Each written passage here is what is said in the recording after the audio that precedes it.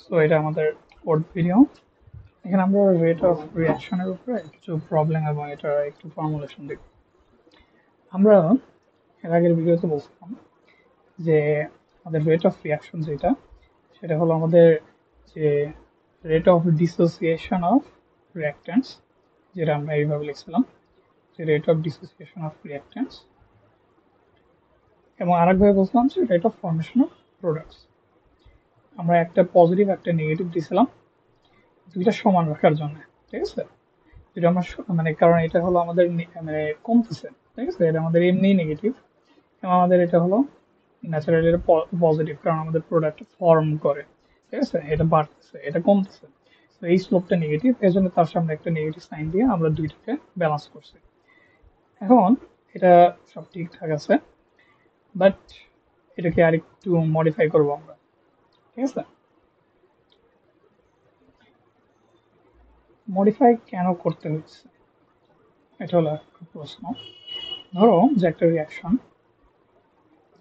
আমাদের একদম চেনা পরিচিত এক্সাম্পল, যে নাইট্রোজেন আর তিনটা হাইড্রোজেন মিলায় আমাদের ফর্ম করতেছে হলো যে অ্যামোনিয়া। এইটা, এখন তুমি এটা একটা জিনিস বুঝতেছো যে যদি ধরো যে তোমার 1 মোল যে নাইট্রোজেন সেটা কমে গেছে, যদি এটা 1 মোল কমে পার লিটারে, ধরো 1 মোল পার লিটার কমছে, প্রতি লিটারে যদি 1 মোল এটা কমে, তাহলে তুমি স্টোইকিওমেট্রি অনুযায়ী তুমি বুঝতেছো যে তোমার হাইড্রোজেন কমবে 3 মোল পার লিটার, কারণ এখানে তিনটা, এখানে এক, এখানে তিন, এটা একটা কমতে গেলে এখানে 3 মোল কমতে হবে, এবং সেই সাথে এটা তোমার 2 মোল বাড়বে, 2 মোল পার লিটার বাড়বে। তোমার যদি রেট অফ রিয়াকশন মানে এই ফর্মুলা আকারে তুমি যদি লিখতে চাও, তুমি যদি এইখানে ডিরেক্ট 1 বসাও, আবার যদি 3 বসাও, দেখতেছো যে তোমার এখানে চেঞ্জ হয়ে যাচ্ছে। সো তোমার কি করতে হবে, যেটা করতে হবে এটা হলো যে তোমার যে প্রত্যেকটা রিয়াক্ট্যান্ট, সেই রিয়াক্ট্যান্টকে তোমার যে ইটা আছে, কোএফিসিয়েন্ট আছে, সেটাকে তোমার ভাগ দিতে হবে। যেহেতু আমাদের এটা হলো রিয়াক্ট্যান্ট, সো আমরা এখানে এর আগে একটা এক্সট্রা মাইনাস বসায় দিব। সিমিলারলি এগুলো সবই আমাদের রেট অফ রিয়াকশন, ঠিক আছে? তো আমরা এখানেও ইকুয়াল সাইন দিই, ইকুয়াল সাইন দিয়ে আমরা কি করতেছি যে আমাদের যে কোএফিসিয়েন্ট আছে সেটা দিয়ে আমরা ভাগ দিব, এবং তার সামনে আমরা একটা মাইনাস সাইন বসাই দিব। কেন? কারণ এটা একটা রিয়াক্ট্যান্ট। সিমিলারলি আমাদের এটা একটা প্রোডাক্ট, সো আমরা এখানে মাইনাস সাইন এক্সট্রা করে বসাবো না, কিন্তু আমরা কি করব যে আমাদের দুই যে আছে কোএফিসিয়েন্ট যেটা, সেটাতে আমরা ভাগ দিব। তাহলে দেখো আমাদের সবগুলো কিন্তু সেম হয়ে গেল, এটাও আমাদের 1 মোল পার লিটার, 1 মোল পার লিটার, 1 মোল পার লিটার হয়ে গেল। তো আমাদের যদি আমরা জেনারেল ফর্মে দেখার চেষ্টা করি, যে আমাদের যদি রিয়াকশন থাকে এইভাবে যে A A plus B B plus, sorry, এখান থেকে ফর্ম করতেছে হলো C C plus D D, যেখানে এ বি সি ডি বড় হাতের যেগুলো সেগুলো হলো আমাদের রিয়াক্টেন্টের প্রোডাক্ট, এবং ছোট হাতের যেগুলো সেগুলো আমাদের কোএফিসিয়েন্ট গুলো। তো আমাদের এখানকার রেট অফ রিয়াকশনটা কি হবে? রেট অফ রিয়াকশন হবে হলো যে আমরা দেখতেছি যে ওয়ান, আচ্ছা যেহেতু আমাদের এটা রিয়াক্টেন্ট, আমরা আগে একটা মাইনাস বসাই নিই, তারপর আমরা কি করবো, এই যে কোএফিসিয়েন্ট আছে সেটাতে আমরা ভাগ দিব 1/a, তারপরে আমরা ডি ডি এ মানে এ এর যে কনসেন্ট্রেশন ডিভাইডেড বাই ডিটি এই আকারে লিখতে পারবো। এবং এইভাবে যদি আমরা সবগুলো লিখে দিই, যেহেতু reactant minus 1/b of D B, B এর কনসেন্ট্রেশনের চেঞ্জ ওভার টাইম। সিমিলারলি আমরা এর জন্য লিখি প্রোডাক্টের জন্য, এখানে কোনো মাইনাস সাইন দিব না কারণ এটা product. So 1/c D of concentration change of concentration of C upon DT, এবং সিমিলার ভাবে আমরা এটাও লিখতে পারি ডিটি, এভাবে লিখতে পারি। এখন আমরা যে ডি বাই ডিটি এই ফর্মটা লিখছি হলো আমাদের ইনস্ট্যান্ট চেঞ্জের জন্য, ঠিক আছে? ইনস্ট্যান্টেনিয়াস চেঞ্জের জন্য আমরা ডি বাই ডিটি এই ফর্মটা লিখছি। কিন্তু যদি আমরা ইনস্ট্যান্টেনিয়াস চেঞ্জের জন্য না লিখি, ধরো যে আমরা ইনস্ট্যান্টেনিয়াস চেঞ্জ বলতে ধরো যে আমরা 1 সেকেন্ডের জন্য লিখতেছি, ঠিক আছে?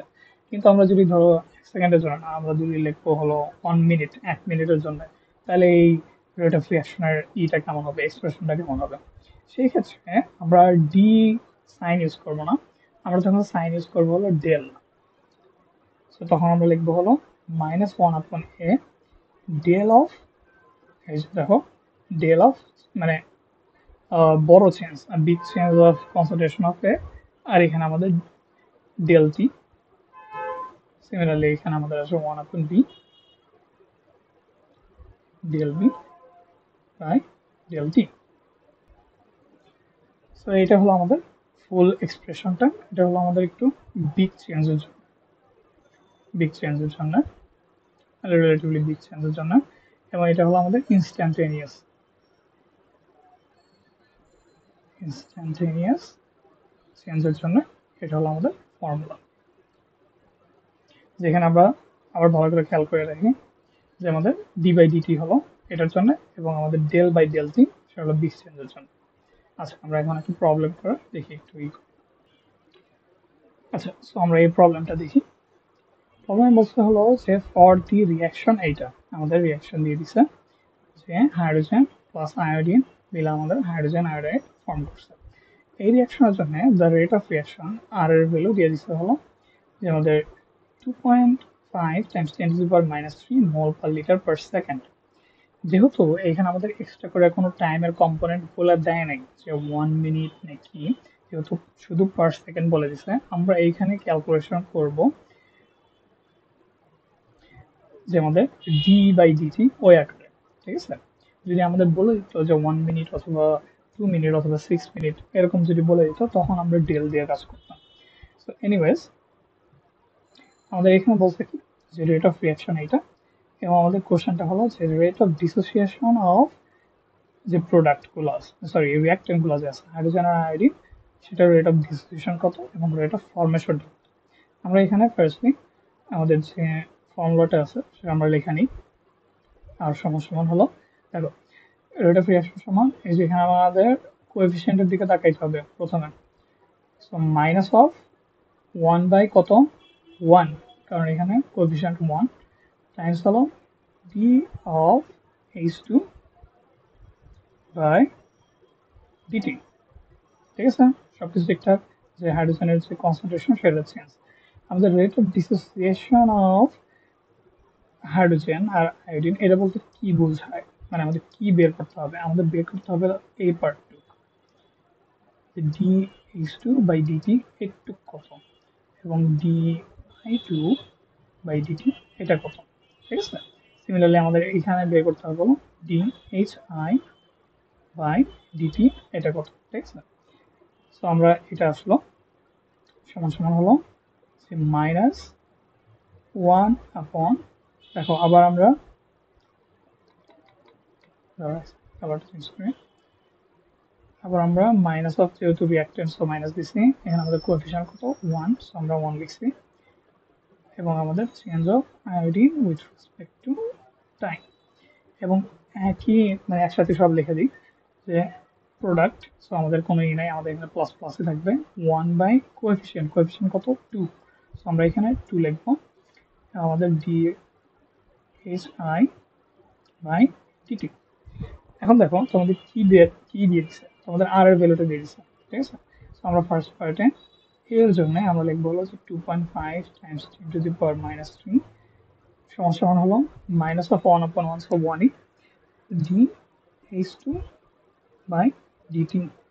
সিমিলারলি এটা সমান ওই ডি I2 বাই ডিটি। প্রোডাক্টটা হলো সেকেন্ডে চাইছে, সো আমরা সেকেন্ডে লিখবো। এখন এখান থেকে আমাদের কি বের করতে হবে, যে ডি H2 বাই ডিটি, যেটা হলো ডিসোসিয়েশন রেটটা। আমাদের ডিসোসিয়েশন রেট অফ হাইড্রোজেন কত হবে, এটা হবে হলো যে এখানে মাইনাস সাইন আছে, সো মাইনাস এখানে চলে গেল, মাইনাস অফ এইটা। ঠিক আছে, এবং আমাদের ইউনিটটা সেম থাকবে। ঠিক আছে, মোল পার লিটার পার সেকেন্ড, এবং এটা সিমিলারলি এটা হলো আমাদের এটা। আচ্ছা, এখানে একটা জিনিস, এখানে ল্যাঙ্গুয়েজের একটু মিস্টেক হয়েছে বলা যায়, যে যখন রেট অফ ডিসোসিয়েশন যাবে তখন আমাদের মাইনাস সাইনটা বলা লাগবে না। ঠিক আছে। যদি আমাদের রেট অফ চেঞ্জ বলতো তখন আমরা মাইনাসটা দেখাই দিতাম।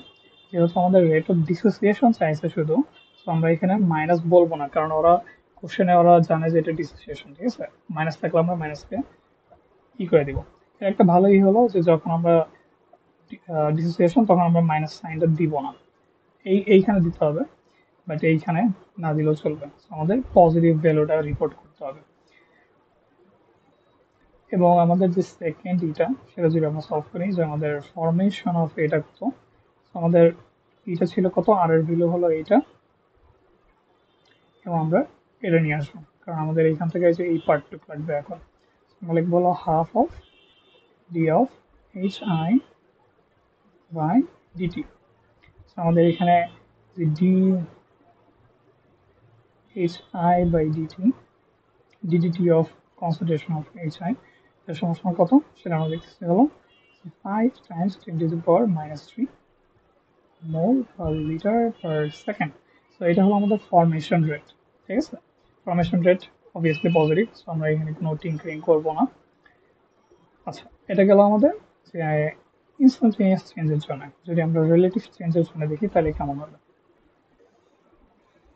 সো এই কোশ্চেনে আমরা দেখতেছি হলো যে ফর দি রিয়াকশন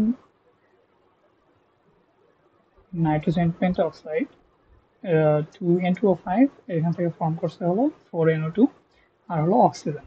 এই রিয়াকশনের জন্য বলতে হলো যে change of concentration of NO2 এটা কতটুকু, 2 into 10 to the power minus 4 mole per liter occurred in 2 minutes 2 minutes 30 seconds।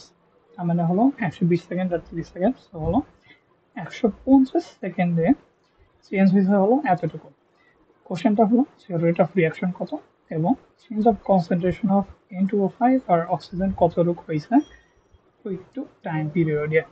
তো আমরা যদি এটা স্টার্ট করি, যে আমাদের প্রথমে সবকিছুর আগে আমাদের রেটের যে রিয়াকশনটা, রেট অফ রিয়াকশনের যে এটা সেটা আমরা লিখে নিই। যেহেতু আমাদের টাইম বলেছে, সো আমরা এখানে ডেল ইউজ করব। তো এখানে দেখতেছি যে মাইনাস, কারণ এটা হলো আমাদের রিয়াক্ট্যান্ট 1 বাই কতটুকু 2, আমরা এখানে 1/2 লিখবো অফ ডেল অফ N2O5। এটা হলো change of concentration of N2O5 আর এটা হলো আমাদের চেঞ্জ অফ টাইম। এবং আমরা যদি ই করি, আমাদের যদি এইটা শেষ করি 1/4 del of NO2 del T সমান সমান 1/1 del of O2 del T. তাহলে আমরা এখান থেকে দেখতে পাচ্ছি হলো আমরা যদি এইটা আর এই পার্টটুকু যদি নেই তাহলে আমাদের রেট অফ রিয়াকশনটা চলে আসছে, যে আর সমান সমান হলো 1/4 del of NO2 by del T. এখানে হবে হলো 1/4, চেঞ্জ কতটুকু হয়েছে কনসেন্ট্রেশন NO2 এর 2 times 10 to the power minus 4, time কতটুকু চেঞ্জ হয়েছে 150 সেকেন্ড। আমরা যদি এটা ক্যালকুলেট করি আমাদের আসবে হলো 2 1/300 times 10 to the power minus 4। এখানে 10 to the power 2 আছে, যেটা আমাদের উপরে যায় 10 to the power 6 হয়ে যাবে। 1/3 of 10 to the power minus 6 আর 1/3 হলো 0.33 times 10 to the power minus 6। এটাকে আমরা আরেকভাবে লিখতে পারি হলো 3.3 times 10 to the power minus 5। এবং আমাদের রেটের ইটা কি এটা কিন্তু আমাদের জানা আছে যে মোল পার লিটার পার সেকেন্ড। এখানে কিন্তু ভুল করা যাবে না, মোল পার লিটার বসায় রাখা যাবে না, কারণ এখানে আমাদের টাইম ফ্যাক্টরটি ইনক্লুড হয়েছে এখানে। আচ্ছা, ওকে, এখন আমরা অন্যগুলোর বের করি, আমাদের N2O5 এবং অক্সিজেনের চেঞ্জটা কতটুকু হয়েছে ওইটুক টাইমে।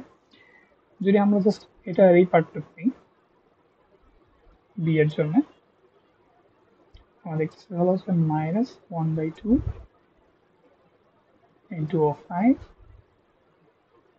ডেল টি সমান 1/4 NO2 চেঞ্জ চেঞ্জ অফ টি।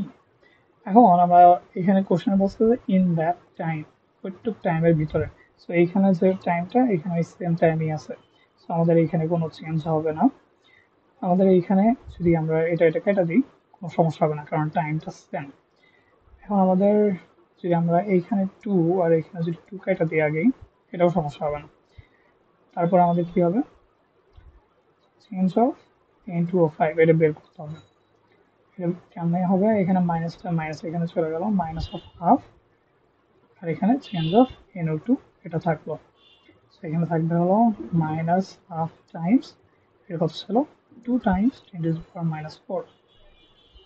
আমাদের চেঞ্জ কতটুকু হইল, minus of 1 Times 10⁻⁴ mole per litre. আমাদের চেঞ্জের ক্ষেত্রে এখানে কোনো কমছে না বাড়ছে সেটা চাই নাই, বলছে চেঞ্জ কতটুকু। আমরা দেখতেছি যে এখানে আমাদের নেগেটিভ চেঞ্জ, তার মানে আমাদের যে N2O5 সেটা কমে গেছে। এবং সিমিলারলি আমরা একইভাবে আমাদের যে অক্সিজেনের যে কনসেন্ট্রেশন সেটা আমরা বের করতে পারবো, একদম সিম্পল। প্রথমে আমরা টাইম কেটে দিচ্ছি, কারণ দুইটা সেম। তাহলে আমাদের অক্সিজেনের চেঞ্জটা চলে আসবে হলো 0.5 টাইমস 10⁻⁴ মোল পার লিটার। জাস্ট এখানে ভ্যালু বসালেই চলে আসবে। এখন কথা হলো যে আমরা এখানে at in that time, time যখন সেম ছিল তখন আমরা বের করতে পারছি। যদি এইখানে আমাদের বলে দিত 5 মিনিটস, ফর এক্সাম্পল বললো যে 5 মিনিটসে আমাদের চেঞ্জ কতটুকু হবে, সেম জিনিস হবে। আমরা জাস্ট টাইমটা কাটবো না, এখানে টাইমের এখানে 5 মিনিটে যত সেকেন্ড হয় সেটা আমরা বসায় দেবো।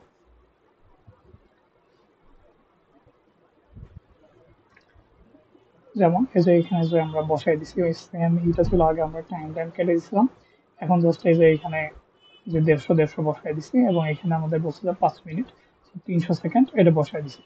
এখান থেকে আমরা যদি জাস্ট N2O5 এর ভ্যালু বের করি, তাহলে আমরা 5 মিনিটে কতটুকু চেঞ্জ হচ্ছে সেটা বের করতে পারবো। সিমিলারলি আমরা এখান থেকে যে চেঞ্জ অফ O2 যেটা আছে সেটা আমরা সেম উপায়ে বের করতে পারবো।